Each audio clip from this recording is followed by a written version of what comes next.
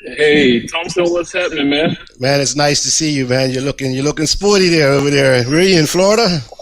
Yep, Central Florida, All right, Action looks Golf Course. looks sunny over there too, man. It's a bit cool here right now. Cool.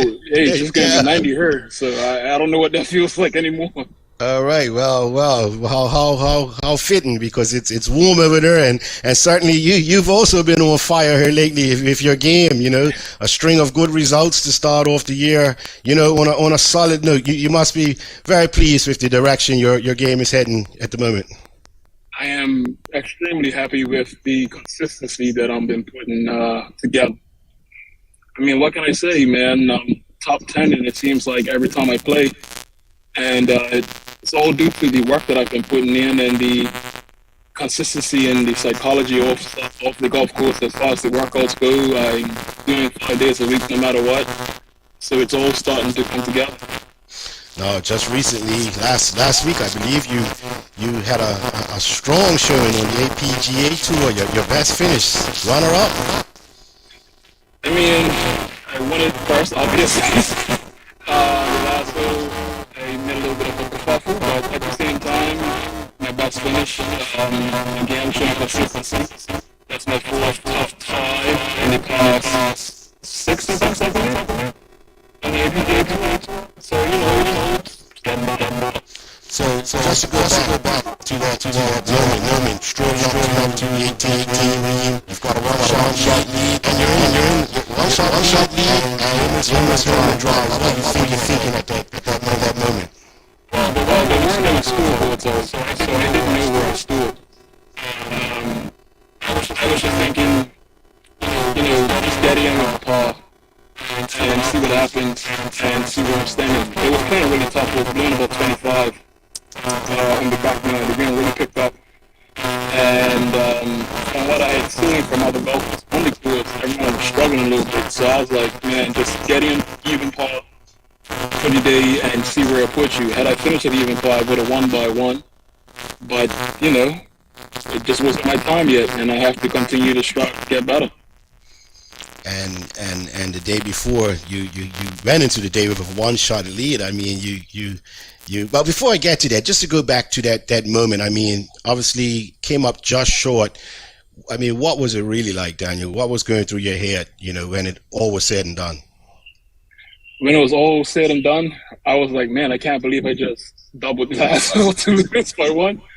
But at the same time, I was like, man, you did well. It's okay. Just keep on grinding. It wasn't your time. It hurt, obviously. It was painful. But realistically, my best finish.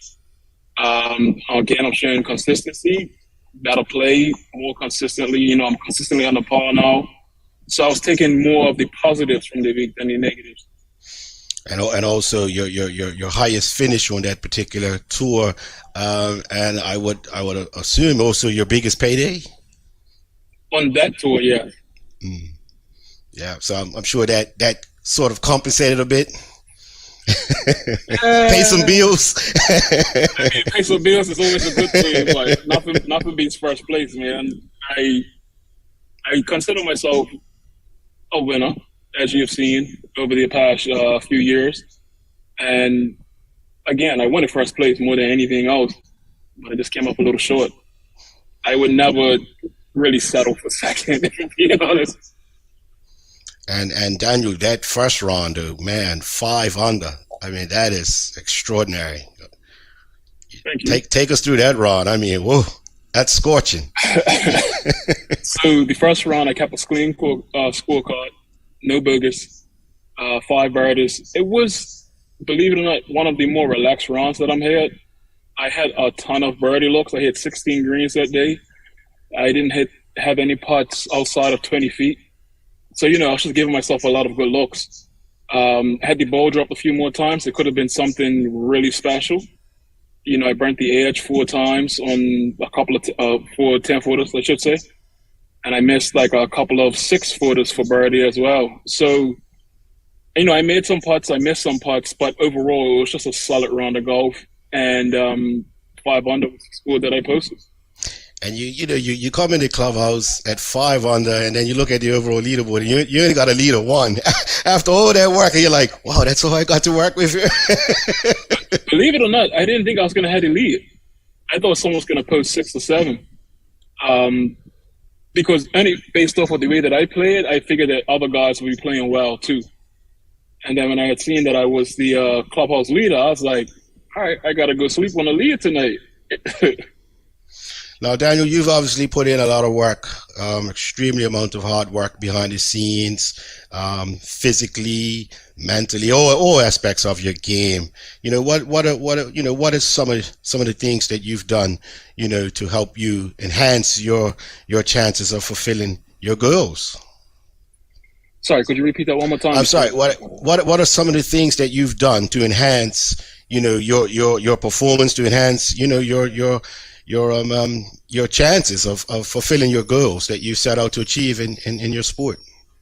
Consistency again. Consistency, not just in practice, but in the psychological work that I'm doing, the workouts, and also self-belief.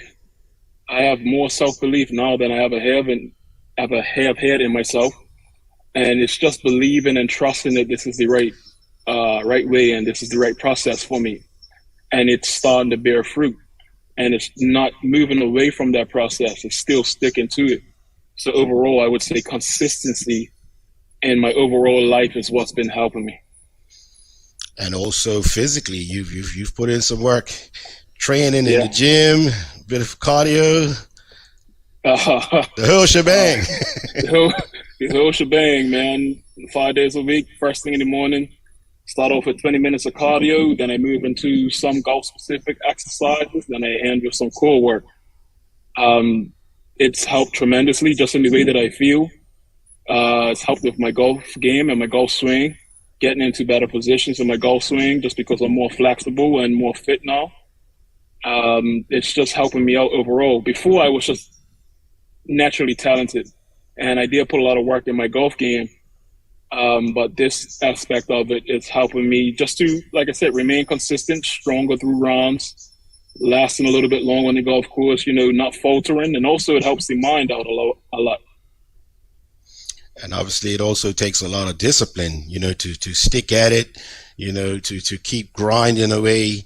How much, how many times have you got up and you're like, maybe said, I don't feel like this, This morning. And there you are talking to us in a golf cart. Where you at, by the way? I'm at Blackbird Golf Course, my home golf course. Okay, and that's located in which part of Florida? Eustis, Florida. Okay, any alligators out there? I saw a little shot of the pond there, the hazard. in this pond, no, but there's tons of gators wherever you are in Florida. You don't have to worry about that. You ain't got to find them. They'll find you. How are you making out with those hazards? I just stay away, man. they might want a little burmy onion. No. I think they're more afraid of me than I am of them. I'm still a pretty big guy. So Daniel, obviously, you attribute, the work that you've put into your game, to this purple patch, this good streak that you're on. Yes. So a saying or a quote that I heard that's really been sticking with me is the pain of discipline outweighs the pain of regret. So remaining disciplined in what I'm doing has been helping me, and just remembering that it's all going to pay off. And it's slowly starting to. It's not as fast as probably I would have liked, but, everything's coming along pretty well. Now, in any sport, athletes are confronted with challenges, obstacles. What have been some of the biggest challenges or obstacles that you've encountered on your journey thus far? I would say, obviously, leaving everything in Bermuda, my loved ones, my home, a steady job. So, you have steady income. With golf, obviously, you only get paid if you play well. If you don't play well, then you don't get paid. I still don't have a full sponsor. As far as sponsorship goes, I want to thank Malcolm Goslin and Jerome Rivers, as well as Oliver Halliger, for what they've done throughout my career and how they've helped me, and Clint Tolbert as well. And there's so many other people, but it's always been partial sponsorship. So it's like I didn't have any choice but to start playing well. If not, I would have to come home and start working again. So, my back was against the wall, and that obviously is difficult, but I feel like it pushed me in the right direction. Instead of faltering, I decided to just get better. And you mentioned about having to leave your family, your loved ones, your friends. I mean, it must get pretty lonely out there at times. Yes. Yeah, and how do you deal with that? Because I've been away for a period of time and experienced homesickness, and it's not a nice feeling, you know what I mean? And you've you really got to dig deep because this is your livelihood, Yeah. So what's it like, and how did you get through that? Again, the pain of discipline outweighs the pain of regret. As much as I love everyone and love Bermuda, I knew I had to do this. If not, I will regret not doing it. And I had to make a choice. And that's what keeps me going. It's like, I know that it's all going to pay off one day. And it's keeping mind of that hope and that goal and that dream of being a PGA Tour player that keeps me going. And my loved ones are still in my life. We still contact each other. Thank God for technology, because FaceTime allows you to be able to see everybody. But obviously being in the presence physically is a different story. But, I still hold and cherish everyone dearly that I love. But I have to do this. It's not I almost feel like I don't have a choice anymore. This is my path. This is my destiny. And I have to do it. And for now, if it means losing a few people for a time period, then I have to do it. And how long have you had this dream of yours of becoming a PGA Tour player? Well, I love golf from a child, but I would say once I got to middle school, around like 13, 14, when I picked golf back up again, I was like, I want to play on tour. I want to be a PGA Tour player. And there were a few years, obviously, working back home where I was kind of like, maybe it's not meant to be. But I want to say 2014, 2015, I was just like, all right, I really got to get this done. I really want to do this. And this is what I'm going to do.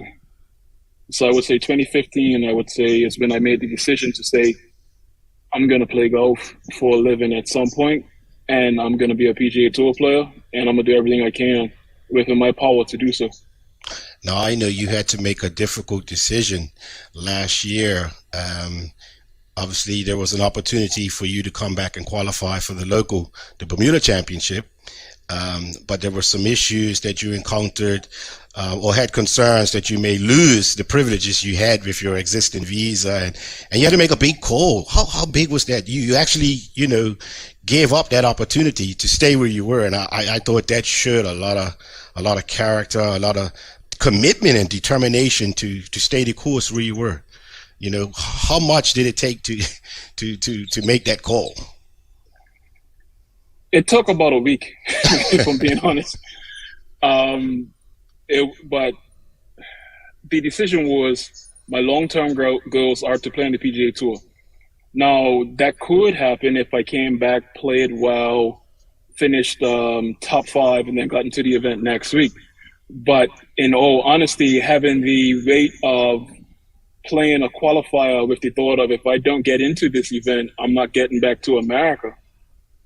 It was like, it hurts, but the best move for me to do is to stay out here, as well as playing competition golf out here made more sense.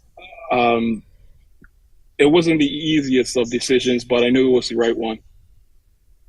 Yeah, prioritizing and looking at the big picture, basically. Yeah, looking at the big picture, and not making short-term decisions based off of my feelings.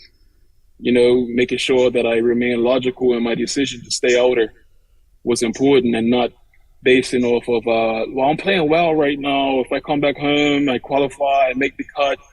It's a lot of ifs.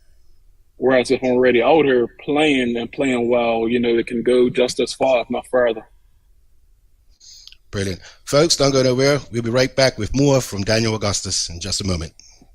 This edition of Up Close with Colin Thompson is brought to you by Island Construction Services, Warriors Golf Group, North Village Golf Group, Wolves Golf Group, Par 5 Golf Group, and Colors Golf Group.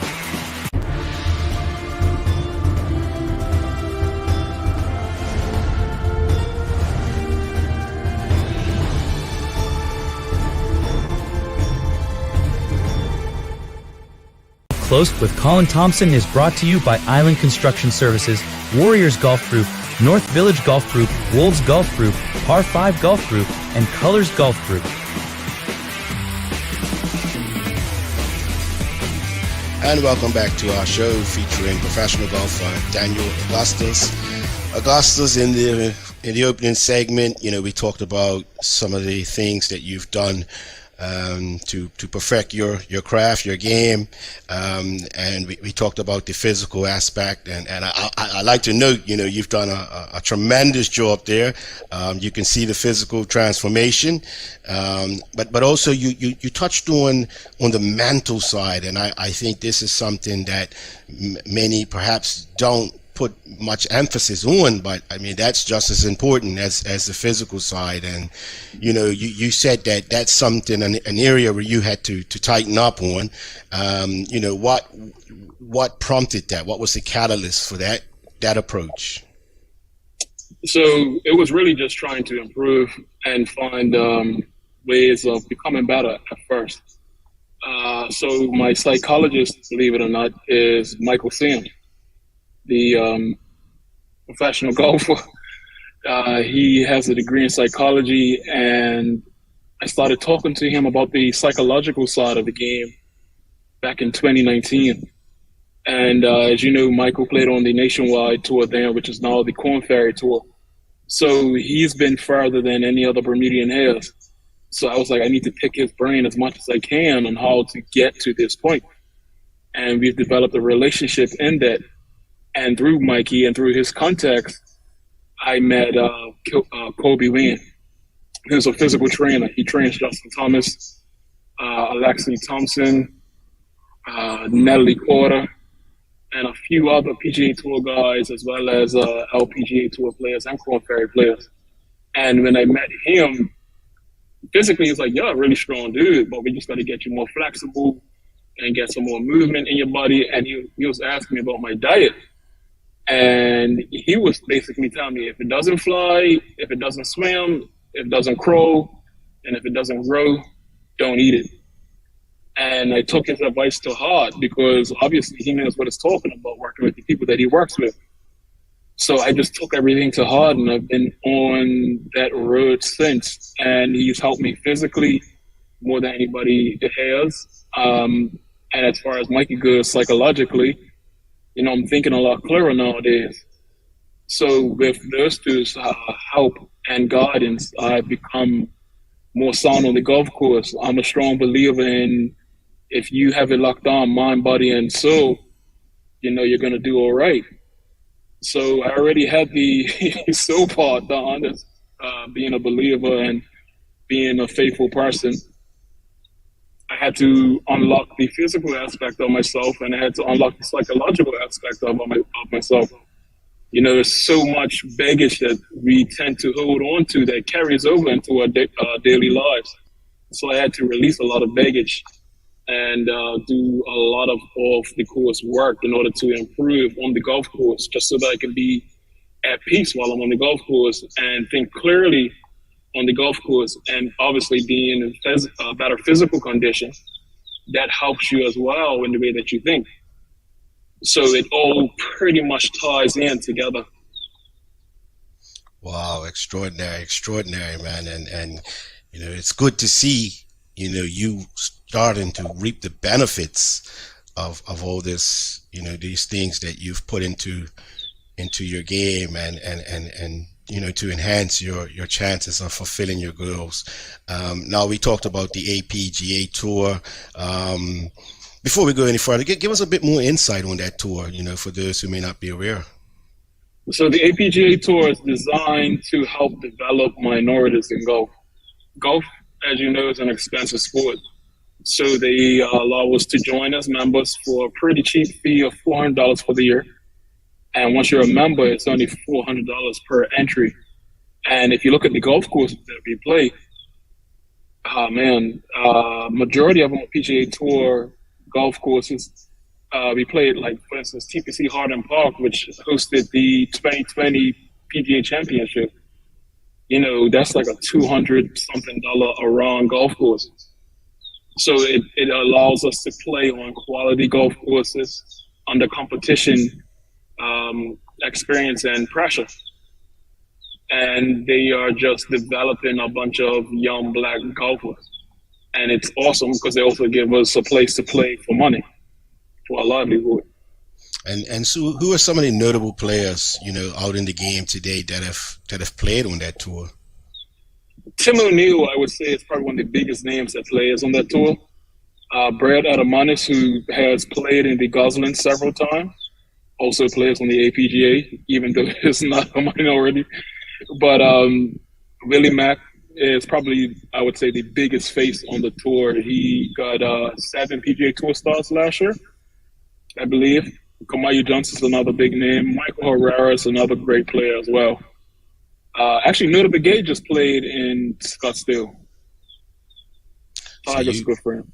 So that shows you the caliber of players, you know, that have passed through and or currently still playing, you know, on that tour, and also, you know, not only are you playing on the APGA tour against high caliber opposition, but also, you know, you're playing on a few others. What are some of the other tours?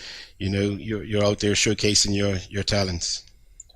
So everyone knows that I play Moonlight Tour events. I play IGTA, Florida Elite, State Opens, and I'll start doing some Monday qualifiers for both the Korn Ferry and PGA Tour as soon as I can.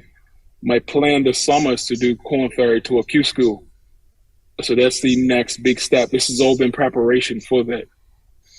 And certainly, judging by results, you know, it looks like you're on a pretty good trajectory. I mean, as long as I stay the course and as long as I stay healthy, I should be all right. You know, I'm not thinking too far into the future. You know, I'm just taking everything one day at a time, one practice session at a time, and trying to improve daily. And hopefully when the time comes, I'm ready to go. You know, hopefully I'm like a fine-tuned sports car. You just need to tune me up before the big event, and then I could just cruise around the track. Now, we touched on your showing, your second place finish on the APGA Tour recently. You know, what are some of the other highlights of your career over there in the United States to date, you know, on the various other tours? So I won a Florida Elite back in 2019. If you look at the list of names that I beat, it's about 6 or 7 guys that are playing on the Korn Ferry Tour now. So knowing that I can beat those guys on any given day, and they have Korn Ferry Tour status, lets me know that I'm doing something right. I won 7 Moonlights last year. I'm trying to remember. I knew it was a bunch. It was a good bit. Yeah. That's a good thing. You losing count of your victories. That's a good thing. It is a good thing. I won an IGTA event last year as well. That was my biggest payday. That was $6,000. That was a 2-day event at Champions Gate Golf Course, the international course. As far as other tours that I've played in that I've done well in, honestly, I'm drawing a little bit of a blank right now because I played so many different events. I had 2 top 5s on the Rolling Red Tour last summer. That's another mini tour that travels around the U.S. Like State Opens, I've had a bunch of top 10s in the Rhode Island, New Hampshire, Maine Open. It's just been so many events, you know, Tonka. But I'm grateful, you know, that I continue to improve. So tell me, when you're out there playing in these events, have you ever had any local support? Any of your compatriots pop up and rally behind you? I have had a couple of Bermudians at a Florida event that just wanted to come out and say hi, and they wanted to see how I was doing. Other than that, I haven't seen too many locals, because most of the time, if locals are living out here, they're working during the day. But I have seen a few locals, a few foreigners actually follow me. Whenever I'm in their cities, they will come out and watch me play. Yeah, it's interesting because when I do the reports on this end, and I look at, some of the feedback that we get from some of our overseas counterparts that have been coming down here for years to compete in our tournaments. And it's good to see that camaraderie and that support, it just sort of illustrates, what it's, the camaraderie you guys, enjoy, what I mean, and develop, and how it's evolved. So that's great. But what does it feel like? It must feel good to look up and see a familiar face in the gallery. It's always helpful, man. Seeing somebody spending so much time alone out there. Sometimes you get a little bit too excited. For being honest, I'll just be like, "Hey, how's it going?" Just get extremely elated when I see somebody I know. But I have to turn back down and get back into the zone. But it is a great feeling seeing somebody familiar in an unfamiliar place. All right, well, keep a lookout. One day I might just pop up. I don't know. I don't know about that deal talk, but I don't know.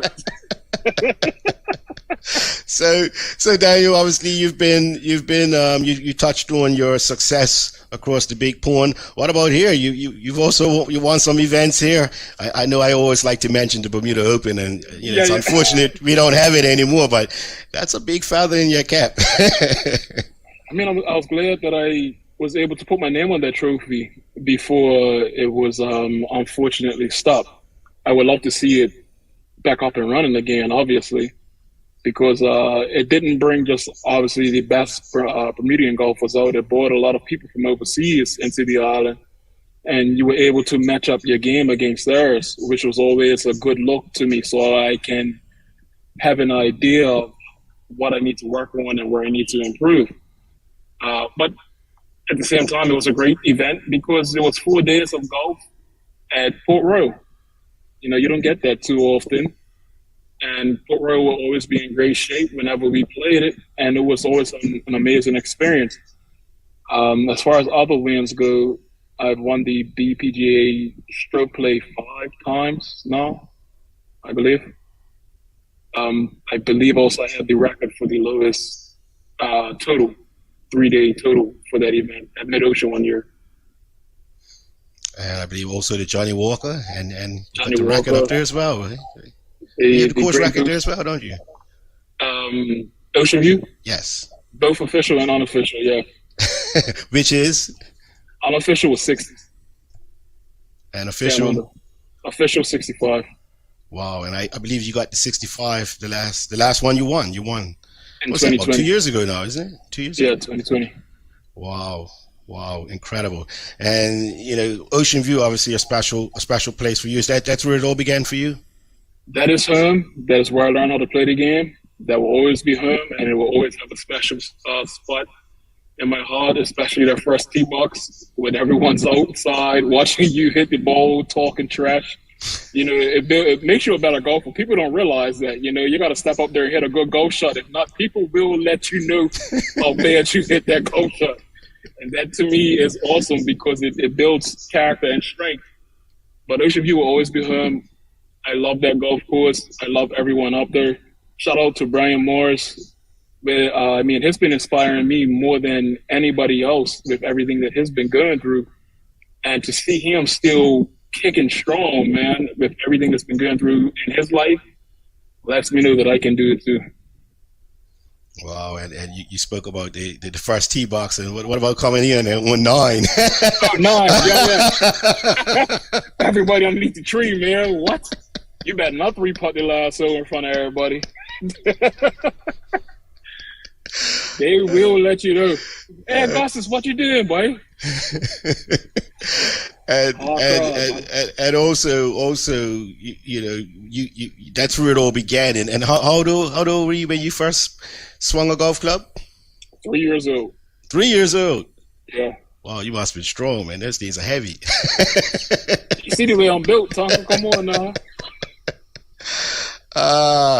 Well, Daniel, man, it's been a blast catching up with you, and I just want to wish you all the best in your. Well, first, I want to congratulate you on your success to date, and also, you know, wish you well in your future endeavors going forward. Before we go, any special shout outs you want to give? I know you just gave a few, but I'm sure you might have some more. Of course, my mother, Beverly Taylor. You know, she instilled a faith in me that is it's unbreakable. You know, and her belief in me helps to push me as well. And I just want to tell my mother that I love her and thank you for everything that you've taught me throughout my life, because I wouldn't be here without her. To my family and friends back home, there's so many that I can't name. You know who you are, and I love every last one of you. And to those that have helped me throughout the years, financially and spiritually as well as mentally, thank you. I wouldn't be here either without them. All right. Well, folks, unfortunately, that's all the time we have for today. Thank you for joining. This edition of Up Close with Colin Thompson is brought to you by Island Construction Services, Warriors Golf Group, North Village Golf Group, Wolves Golf Group, Par 5 Golf Group, and Colors Golf Group.